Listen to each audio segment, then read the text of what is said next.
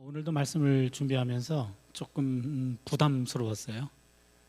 왜 아모스를 설교해 달라고 그랬지? 할 정도로 첫 번째 달에는 여러분 기억나시나요? 제목이 으르렁거리시는 하나님. 으르렁거리시는 하나님.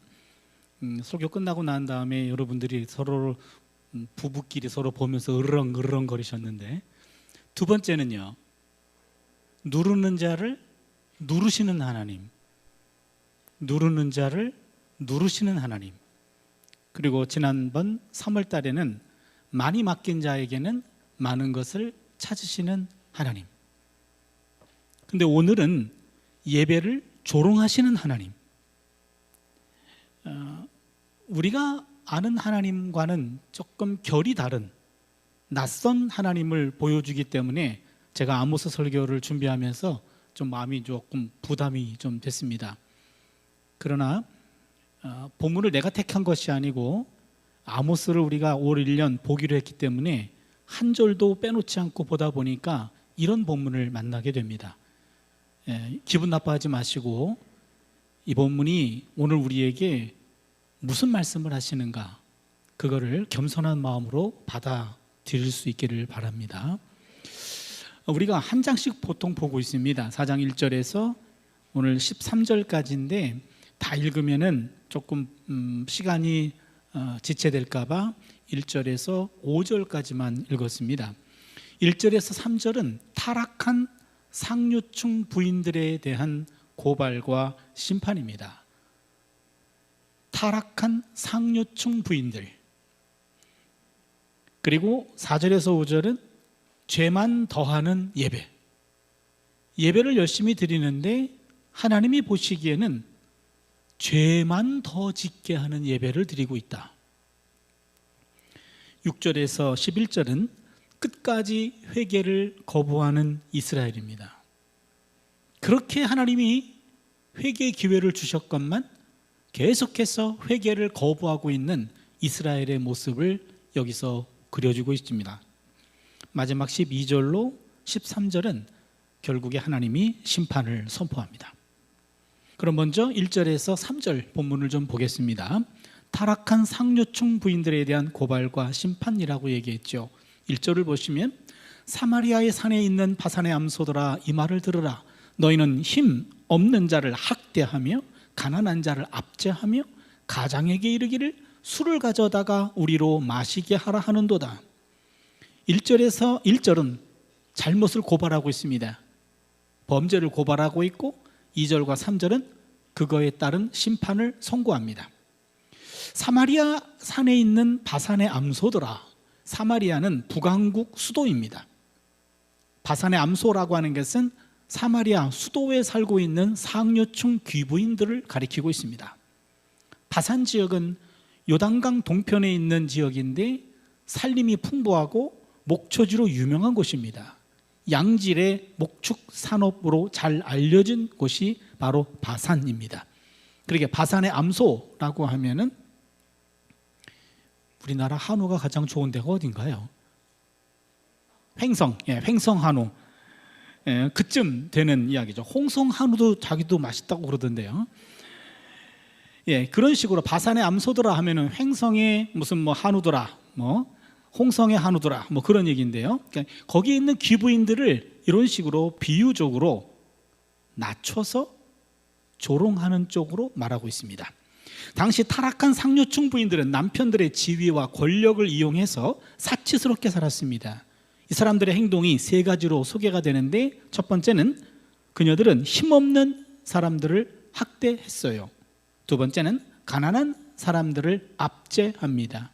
세 번째는 남편들에게 술을 가져오라고 강요합니다.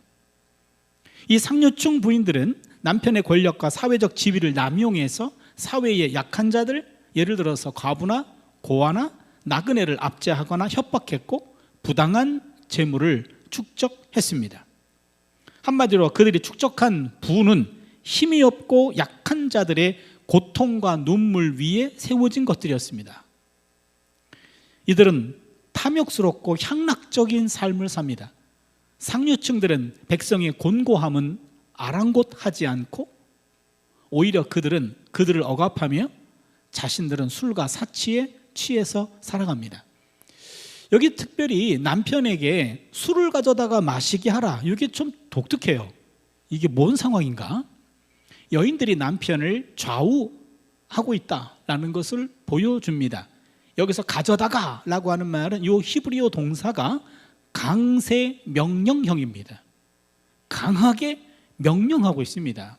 남편에게 강하게 명령하는 모습을 보이는데 남편들도 자신의 아내의 명령을 듣고 불의를 행하고 있다라는 말입니다. 가져다가라는 말은 돈을 주고 정당하게 술을 사오라는 말이 아니라 강제로 빼앗은 것을 가리킵니다.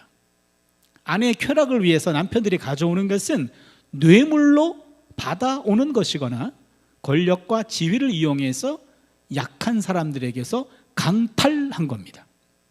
타락한 사회에서는 남편들의 직업은 종종 부업일 뿐이고 다른 것을 얻기 위한 도구로 이용되는 경우들이 많습니다. 뇌물이 봉급보다 많은 경우죠. 그런 사회에서는 관리도, 재판관도, 종교인도 정상적인 수입 외에 많은 것을 얻어 지위에 걸맞지 않는 큰 부자가 됩니다. 그리고 그들의 성공은 아내를 기쁘게 합니다. 바로 이런 모습이 1절에 담겨 있죠. 그러자 2절을 보시면 주 야훼께서 자기의 거룩함을 두고 맹세하시되 때가 너희에게 이를지라 사람이 갈고리로 너희를 끌어가며 낚시로 너희의 남은 자들도 그리하리라. 이런 사람들을 하나님이 가만히 두실 수가 없겠죠. 아모스를 통해서 그들에게 심판을 선포합니다. 이들에게 이 말 선포는 주 야훼께서 자신의 거룩함을 두고 맹세하신다. 이 말은 뭡니까? 하나님이 반드시 행한다. 그런 얘기입니다. 마침내 그들을 심판할 날이 임할 겁니다. 바산의 암소들은 하나도 남김없이 갈고리에 꿰어 고기처럼 끌려갈 겁니다.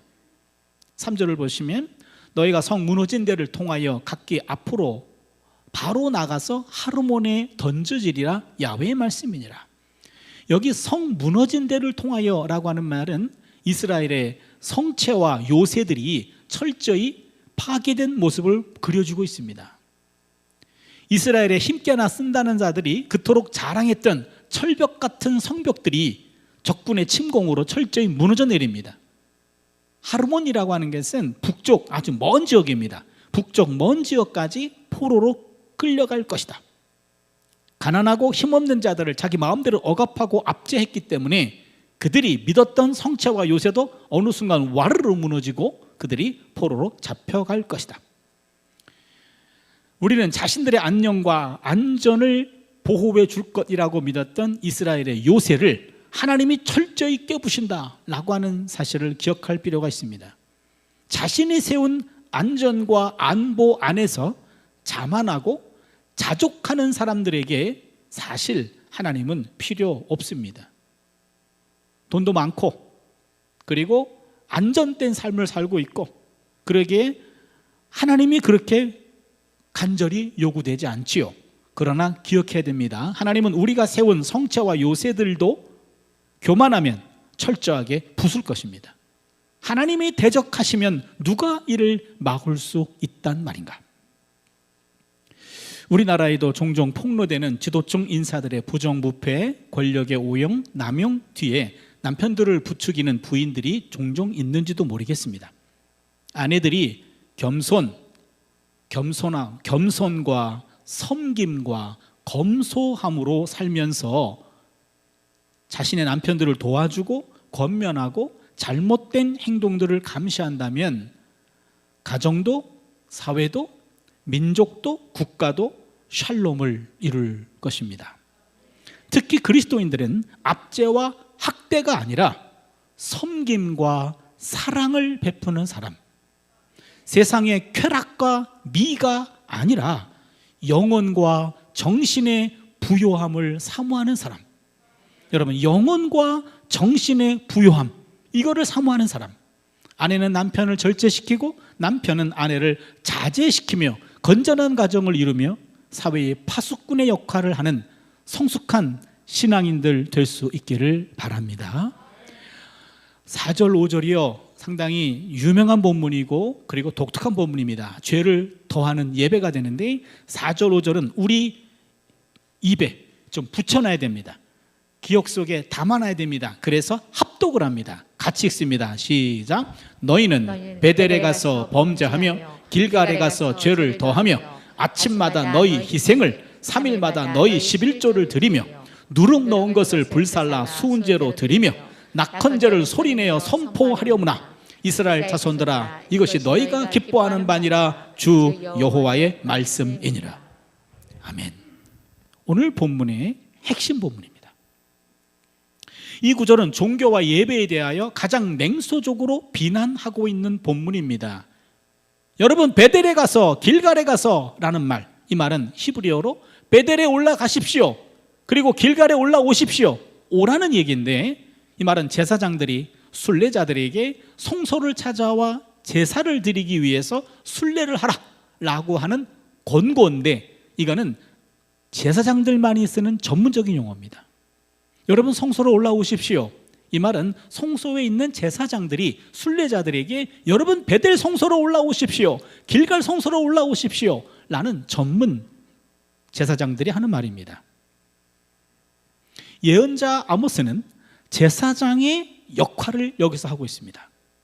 사실 북이스라엘에서 베델 성소와 길갈 성소는 예로부터 유서 깊은 성소였습니다. 베델은 이스라엘 시조인 야곱이 하나님의 음성을 들은 곳입니다. 여러분 아시죠? 야곱이 잠 깨어 일어난 후 쌓은 것, 젊은 층들은 모를 거예요. 잠을, 창세기 28장이죠. 도망가다가 잠을 잤는데 꿈속에서 하늘이 문이 열리고 사다리가 내려와서 천사들이 오르락 내리락 하는 것을 봤어요. 아침에 일어나서 이 장소가 보통 장소가 아니네. 그래서 베델이라는 이름을 붙였죠. 베트, 집, 엘, 하나님. 하나님의 집이구나. 이건 하나님이 오르락 내리락 하는 장소구나. 그래서 그 돌을 세워서 기름을 붓고 그것이 유서 깊은 성소가 되었습니다. 그래서 베델 성소는 북이스라엘 사람들에게 있어서는요 굉장히 영적이고 그리고 그들의 정신적인 고향과도 같은 그런 합법적인 성소였습니다. 길갈 성소는 여호수아가 약속의 땅으로 처음으로 진입했을 때 거기서 진을 친 곳이 길갈이고 온 백성이 함께 예배를 드린 곳이 길갈 성소입니다. 그러게 북왕국 사람들에게는 길갈 성소와 베델 성소는 아주 유명한 성소입니다. 그런데 아모스가 여기서 이렇게 말하고 있어요. 여러분 베델 성소와 길갈 성소에 가서 범죄하고 죄를 더하십시오. 제사장이 하는 말을 흉내냅니다. 패러디합니다. 그리고는 죄를 더하라 조롱합니다. 여러분 베델에 올라오십시오. 이건 제사장이 하는 말이에요. 죄나 실컷 더하세요. 길갈에 오세요. 그리고 죄를 더 지십시오. 이렇게 얘기하는 것은 조롱하는 겁니다. 아모스는 예배를 조롱하고 있습니다. 정확히 말하면 하나님이 이스라엘의 예배를 조롱하고 계십니다. 저는 이 본문이 과연 어떤 의미를 담고 있는가? 지난밤에 이 본문을 깊숙이 묵상했어요. 곰곰이 봤더니 아모스는 성소 순례 요구를 통해서 세 가지를 조롱하고 있습니다. 첫 번째는요, 예배자들의 도덕적 결함을 고발하고 조롱하고 있습니다. 예배자들이 도덕적으로 잘못된 삶을 살고 있는 겁니다. 4절 상반절에 너희는 베델에 가서 범죄하며 길갈에 가서 죄를 더하며, 이 말은 예배 자체를 범죄로 간주하는 것이 아니고 예배자들이 일상에서 범하는 도덕적 결함을 지적하는 말입니다. 왜냐하면 여기 범죄하다라는 요 히브리어 파샤라는 동사는 다른 사람에 대한 행동을 가리키고 사회적인 불의를 가리킬 때 쓰는 용어예요. 그러게 예배드리러 오는 사람들에게 너희들이 죄를 더하라. 어디서? 사회에서, 직장에서, 누구에게? 다른 사람들에게. 베델 성소에서 사회적 불의를 행하라는 것은 성소에서 범죄 행위를 하라는 말이 아닙니다. 사회에서 범죄를 저지른 사람들이 성소에 온다는 말입니다. 이러한 도덕적 결함은 일상생활에서 자기 이익만 추구하는 자들이 성소에 들어오는 것을 말합니다. 이 대목이 뼈 아프게 들립니다. 일상 삶 속에서 자기 이익만 도모하는 이런 악착 같은 이러한 삶을 살았던 사람이 교회 안에 와서 예배를 드리고 있다라는 말이죠.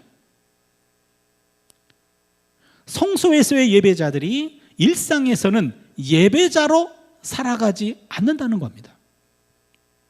일상에서 예배자로서의 정체성을 인식하지 않고 사는 겁니다. 이들은 일상에서는 예배자로서의 정체성을 고사하고 자신이 하나님을 예배하는 자임을 전혀 인식하지 않습니다. 세속적 가치에 휘둘려서 자기 이익에만 몰두한 나머지 때로는 도덕적 수준이 일반적인 평균을 밑도는 선택을 하기도 합니다. 우리는 주일의 하나님만이 아니라 월, 화, 수, 목, 금, 토의 하나님도 의식하며 살아야 됩니다. 주일날만 하나님 고백하는 것이 아니라 월요일도 하나님 만나고 화요일도 수요일도 목요일도 금요일도 토요일도 하나님을 의식하고 하나님을 인식하고 하나님을 입에 올릴 수 있는 그러한 삶이 참된 예배자의 삶인 줄로 믿습니다. 저는 교수라는 정체성을 갖고 있죠. 교수의 정체성에만 머물면 한결 편한 것 같아요. 그냥 교수로서 연구하고 그리고 가르치기만 하면 됩니다. 그런데 하지만 교수는 학생들을 가르치는 교육자로서의 정체성도 있어요. 교육자라고 하는 것은 학생들을 내 자식같이 지도하고 때로는 학생을 희생물로 삼으려는 권력의 압력으로부터 학생을 보호해야 됩니다. 이런 경우 학생 편에 섰다고 하는 것은 그 조직의 불이익을 감수해야 됩니다. 더 나아가 성직자라는 정체성도 갖고 있어요. 서로 반목하고 싸우는 사람들 사이에서 중재하고 화해시키고 상처받은 교수들, 직원 선생님들, 학생들을 위해서 위로하고 기도해 주어야 하는 책무가 있는 거죠. 학교라는 나의 직장이 단순히 생계만을 위한 일터가 아니라 하나님이 주신 소명과 사명을 실천하는 예배의 자리라고 하는 거죠. 여러분 모두 마찬가지 아닐까요? 우리의 일상은 소명과 사명을 실천하는 예배의 자리입니다. 이곳 예배의 자리예요. 그러나 우리가 있는 가정도 직장도 학교도 그 모든 곳도 예배의 자리라고 하는 거죠. 그러기에 단순히 학생이다, 학생만이 아니라 그리스도인 학생이란 말이죠. 그렇다면 그리스도인이라는 말이 앞에 붙었다면 그것이 없는 학생과는 뭔가 구별된 삶을 살아야 되지 않을까? 이게 예배자의 삶입니다. 따라서 교회만 예배의 자리가 아닙니다. 우리가 구하는 가정도 예배의 자리고 직장도 학교도 예배의 자리입니다. 우리가 있는 모든 곳에서 신실한 예배자로 살아갈 수 있기를 바랍니다. 두 번째 조롱하는 게 있습니다. 예배가 자기 만족을 위한 수단이 되었음을 고발합니다. 예배가 자기 만족을 위한 수단이 되었습니다.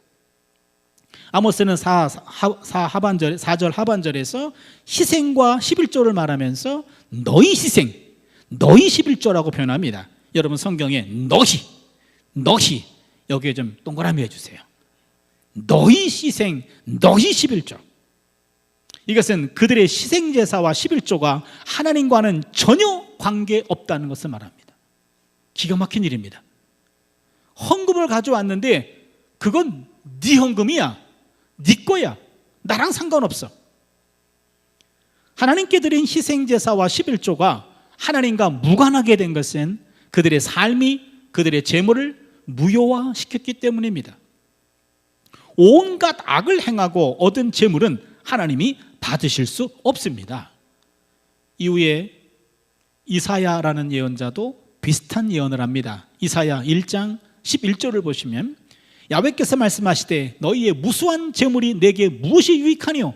나는 숫양의 번제와 살진 짐승의 기름에 배불렀고 나는 수송아지나 어린 양이나 숫염소의 피를 기뻐하지 아니하노라. 너희들이 드리는 재물 나 질렸어, 안 받아, 이렇게 얘기합니다. 아마도 성소에 드려지는 재물, 헌물, 외형적으로 성소는 그것을 받을 수 있을지 모르지만 사실상 받아야 될 하나님은 그것을 거부하고 계시고 있다는 이야기죠. 하나님께 갖다 바친다고 해서 하나님 무조건 다 받으시는 것은 아닙니다. 하나님 그냥 닥치고 드세요 라고 하면 알았어 내가 먹을게, 이런 분이 아니란 얘기죠. 그런 사람들이 있었나 봐요. 그래서 시편 50편 11절 13절에 보시면은요, 산의 모든 새들도 내가 아는 것이며 들의 짐승도 내 것이미로다. 내가 가령 주려도 내게 이르지 아니할 것은 세계와 거기에 충만한 것이 다 내 것이미로다. 내가 수소의 고기를 먹으며 염소의 피를 마시겠느냐? 안 먹어, 이런 얘기입니다. 이스라엘의 하나님 예배는 자기 만족을 위한 수단이 되어버렸습니다.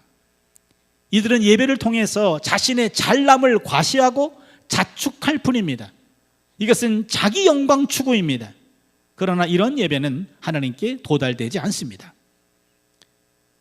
이런 예배는 하나님과 어떤 교제와 사귐도 형성하지 못합니다. 여러분, 예배는 하나님과 교제하는 거고 하나님과 사귀는 겁니다. 그런데 이 모든 것들이 단절됩니다. 그저 자신만 신나서 헌물을 갖다 바칠 뿐 예배와 헌물은 자기 만족의 수단으로 전락되었습니다. 예배라는 말을 독일 말로 고테스딘스트라 그래요. 고테스딘스트, 고테스 하나님, 딘스트 섬긴다.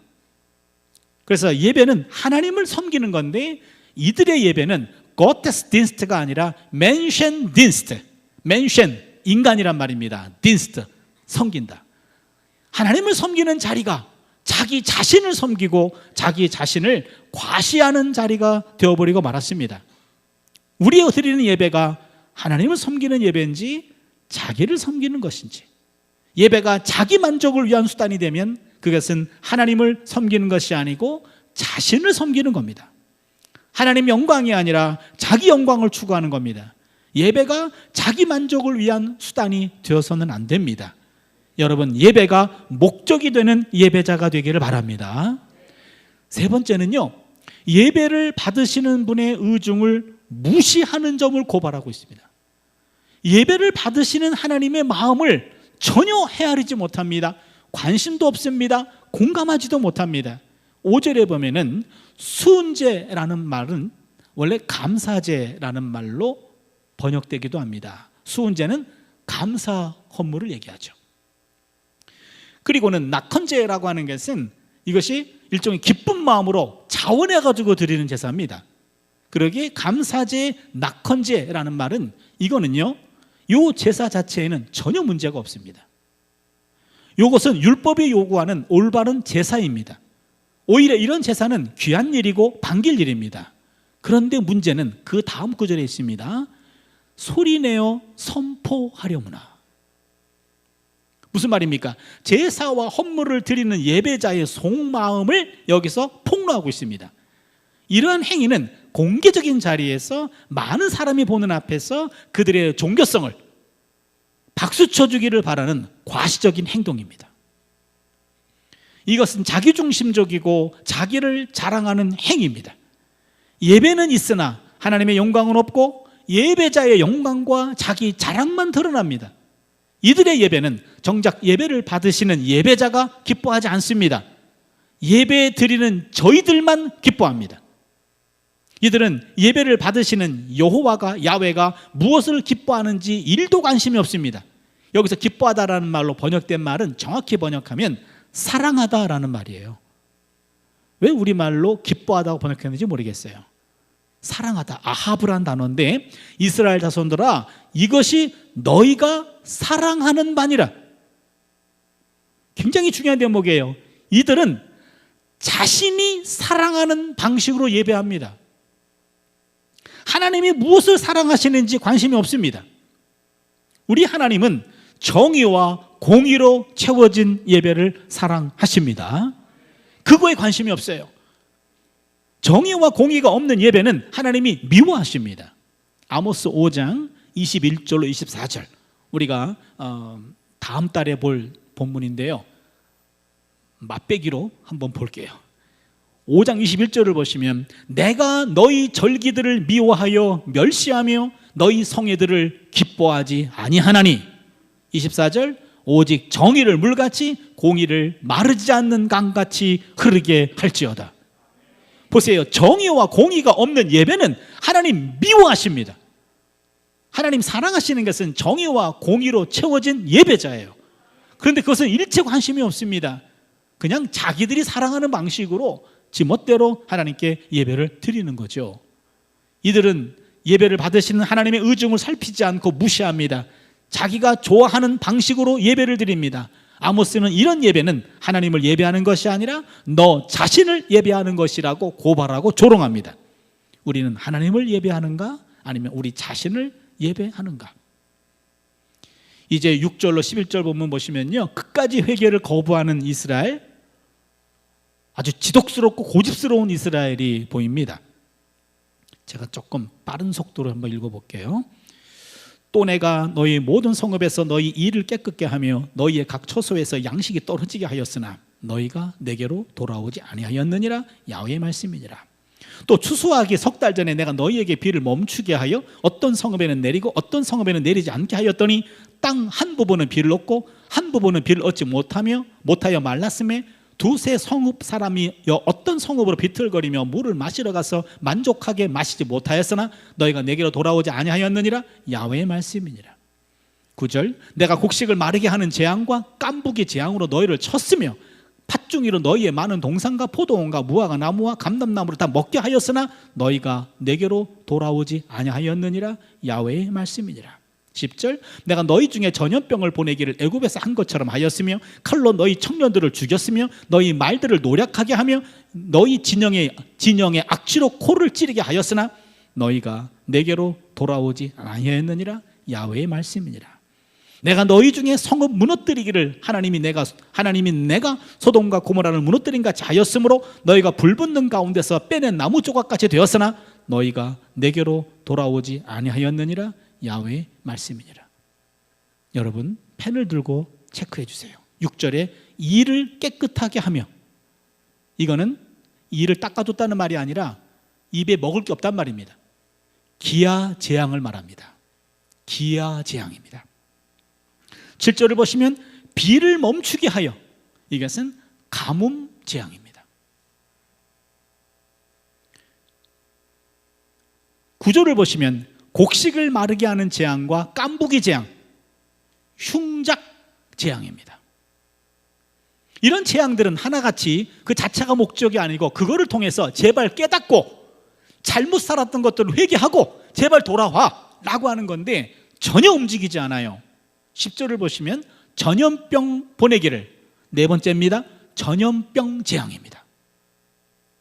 전염병을 보냈어요. 그렇지만 그들은 많은 사람이 죽어나가도 전혀 깨닫지 못합니다.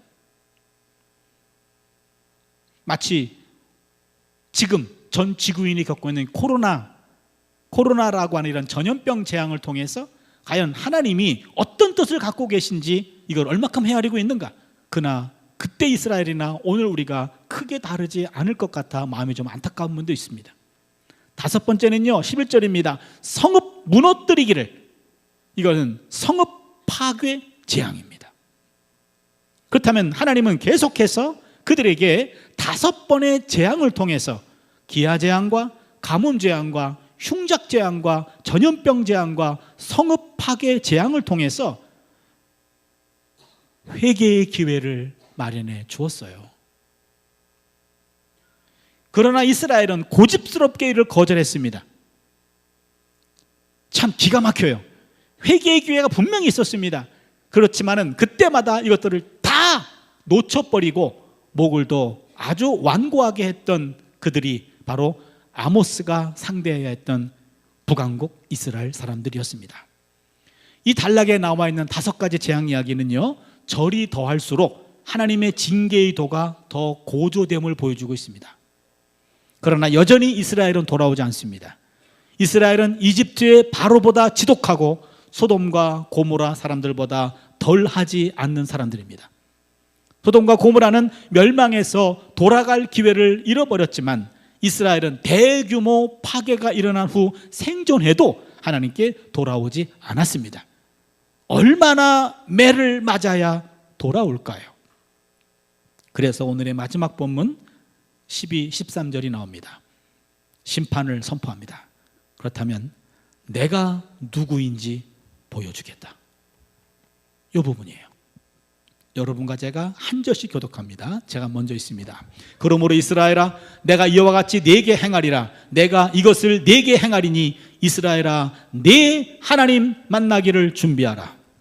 보라, 산들을 지으며 바람을 창조하며 자기 뜻을 사람에게 보이며 아침을 어둡게 하며 땅의 높은 데를 밟는 이는 그의 이름이 만군의 하나님 여호와시니라.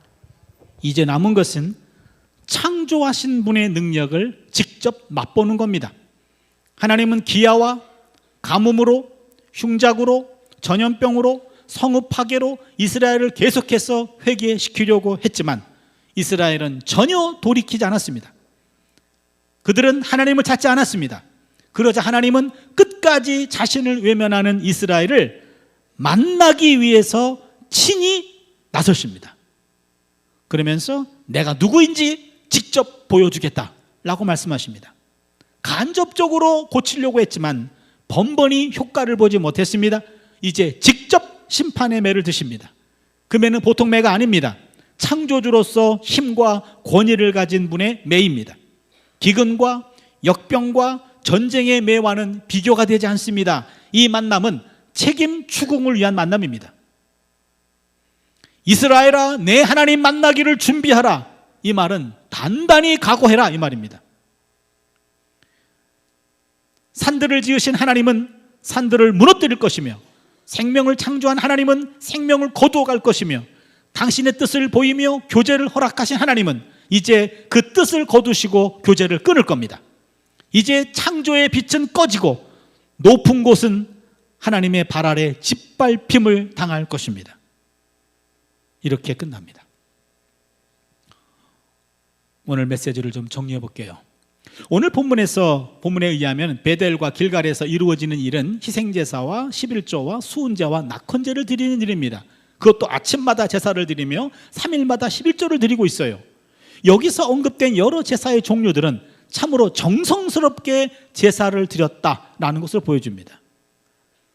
정성스럽잖아요. 희생제사 드리고 11조를 드리고 수은제와 낙헌제를 드리고 아침마다 예배 드리고 3일마다 11조를 드린다. 이거 보통 정성이 아닙니다. 그러나 이스라엘이 그토록 정성스럽게 드렸던 제사가 하나님께로 돌아오는 것과는 전혀 무관한 행동이었습니다. 그들의 제사가 하나님의 명령과 무관한 종교 행위일 뿐입니다. 흔히 마음 없이 드린 제사가 문제라고 말하지만 아모스는 여기서 마음을 담아서 정성껏 드린 제사임에도 불구하고 문제가 된다고 말합니다. 뭐가 문제일까요? 과연 무엇이 문제인가? 이것이 저의 숙제였습니다. 뭐가 문제일까? 마음도 있어요. 정성도 있어요. 그리고 헌신도 있어요. 그런데 뭐가 문제일까? 왜 하나님은 이런 예배를 조롱하실까?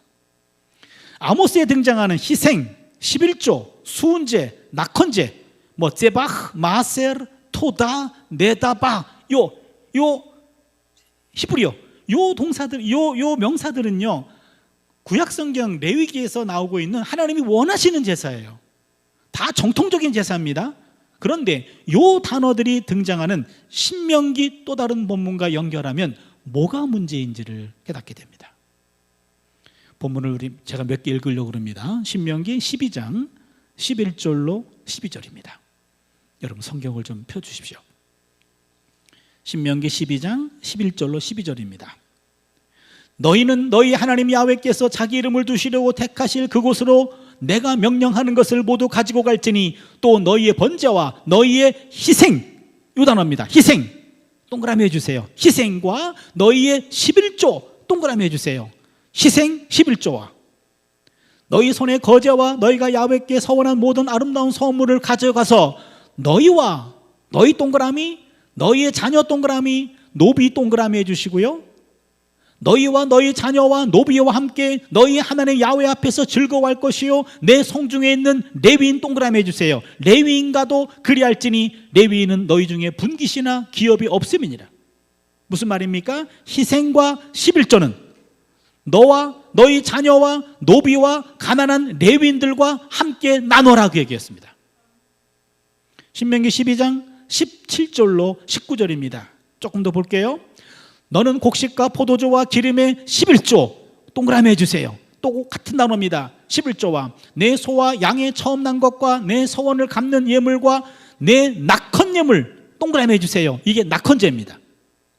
낙헌 예배, 낙헌 예물과 내 손의 거제물은 내 각 성에서 먹지 말고 오직 내 하나님 야훼께서 택하실 곳에서 내 하나님 야훼 앞에서 너는 내 자녀 동그라미 해주세요. 노비 동그라미 해주세요. 성중에 거주하는 레위인 동그라미 해주세요. 자녀와 노비와 가난한 레위인과 함께 그것을 먹고 또 내 손으로 수고한 모든 일로 말미암아 내 하나님 야훼 앞에서 즐거워하되 너는 삼가 내 땅에 거주하는 동안에 레위인을 저버리지 말지니라. 여기 뭔가 답이 보입니다. 신명기 12장에 따르면 이스라엘이 드린 제사는 함께 살아가는 노비와 분깃이 없는 가난한 레위인과 함께 나누어야 할 기쁨의 현장입니다. 희생과 11조와 낙헌제는 제물을 드리는 자와 그 자녀와 노비와 가난한 레위인과 함께 먹고 나누어야 하는 겁니다. 토지 소산의 만물과 11조에 대한 명령도 이러한 나눔과 연관되어 있습니다. 마지막 한 군데만 더 보겠습니다. 신명기 26장 10절에서 13절입니다. 신명기 26장 10절로 13절입니다. 야훼여, 이제 내가 주께서 내게 주신 토지 소산의 만물 동그라미 해주세요. 토지 소산의 만물을 가져왔나이다 하고 너는 그것을 내 하나님 야훼 앞에 두고 내 하나님 야훼 앞에 경배할 것이며 내 하나님 야훼께서 너와 내 집에 주신 모든 복으로 말미암아 너는 레위인 동그라미 해주세요. 레위인과 너희 가운데 거류하는 객 동그라미 해주세요. 거류하는 객 함께 즐거워할지라. 셋째 곧 11조 동그라미 해주세요. 11조 또 나왔습니다. 11조를 드리는 해에 내 모든 소산의 11조 또 나왔네요. 내가 11조 내기를 마친 후에 그것을 레위인 동그라미 해주시고 객 동그라미, 고아 동그라미, 과부 동그라미 해주세요. 레위인과 객과 고아와 과부에게 주어 내 성읍 안에서 먹고 배부르게 하라. 그리할 때 내 하나님 야훼 앞에 아뢰기를 내가 성물을 내 집에서 내어 레위인, 객과 고아와 과부에게 주기를 주께서 내게 명령하신 명령대로 하였사오니 내가 주의 명령을 범하지도 아니하였고 잊지도 아니하였나이다. 여기도 보니까는요 지금 11조가 나왔습니다. 토산의 만물이 나왔습니다. 누구랑 나눌 것인가? 레위인과 객과 고아와 과부입니다. 토지 소산의 만물과 11조가 필요한 대상은 하나님이 아니고 함께 살아가는 가난한 사람들의 것이다 라고 하는 것이 오늘의 본문이에요. 그런데 희생제사와 11조와 수훈제와 낙헌제가 풍성하게 드려지고 자신에게 주어진 삶을 감사하지만 주변의 가난한 자와 힘 없는 자에 대한 학대와 압제가 그치지가 않아요. 이것이 문제의 핵심입니다. 여기서 아모스가 지적하는 예배의 문제가 보입니다. 주변에 가난하고 힘없는 자에 대한 억압이 자행되는 현실을 외면하고 마땅히 그들에게 돌려져야 할 각종의 헌물들이 전달되지 않고 예배의 장소에서만 사용되는 것, 이것이 문제였습니다. 약자를 돌보고 그들에게 적절히 나누지 않는 예배는 그 자체도 무의미하며 하나님과 아무런 연관이 없다는 겁니다. 베델로 가고 길갈로 가라는 명령은 진정한 명령이라기보다는요 조롱하는 거예요. 사실은 베델 성소도 가지 말고 길갈 성소도 가지 말라는 겁니다. 성소를 찾는 것이 오히려 죄만 더하고 있어요. 거룩한 성소를 더럽히는 것이 된다고 말합니다. 베델과 길갈은 이웃과의 나눔이 없는 제사, 가난하고 힘없는 자에 대한 학대와 억압을 외면하는 제사, 이거를 상징합니다. 이런 제사는 우리 하나님과 무관한 제사입니다. 오늘 우리 예배는 어떠한가요? 하나님의 조롱에서 벗어난 예배인가요? 약자에 대한 긍휼함이 없는 예배, 약자에 대한 책임의식이 없는 예배, 하나님이 조롱하시는 예배입니다. 자신의 의를 드러내고 자랑하는 예배, 회개도 없고 자기 반성도 없고 통회하고 자복함이 없이 자신의 의를 과시하는 예배는 하나님이 조롱하시는 예배입니다. 하나님은 오늘도 우리 한국교회의 예배를 조롱하고 계시는 것은 아닐까? 이게 마음이 아파요. 우리의 허물과 잘못이 지적되고 이를 통회하고 자복하는 예배가 되기를 바랍니다. 진정한 회개가 터져나오는 예배가 되기를 바랍니다. 가정과 교회와 직장과 사회의 약자들을 늘 따뜻한 눈으로 바라보시는 하나님을 바라볼 수 있기를 바랍니다. 그런데 더 중요한 것은 그 하나님만 바라볼 것이 아니라 하나님이 바라보는 거기도 바라봐야 돼요. 오늘 우리 문제는 여기에 있습니다. 예수님만 바라봅시다. 맞아요. 그러나 예수님만 바라봐서는 안 돼요. 예수님이 바라보는 그것도 바라봐야 됩니다. 바로 하나님을 바라보고 하나님의 눈으로 하나님이 보시는 그것도, 사회적인 약자와 힘들고 어려운 사람들을 향한 그 하나님의 그 눈물을 함께 흘리면서 그것까지 바라보면서 우리가 가지고 있는 자그마한 것들을 그들과 함께 나눌 수 있는 그런 삶, 그런 예배자, 그런 교회 될 수 있기를 바랍니다. 하나님과 보조를 맞춰야 돼요.